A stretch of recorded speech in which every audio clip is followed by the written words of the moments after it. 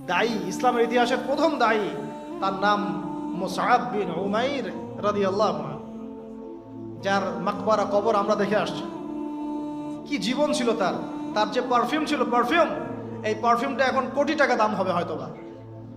ইসলাম কবুল করার পরে উহুদের যুদ্ধে শহীদ হয়েছেন। দাফন করার জন্য কোনো কাফনের কাপড় পাওয়া যায় নাই, ঘাস দিয়ে দাফন করা হয়েছে, ঘাস দিয়ে। এই হলো জীবন।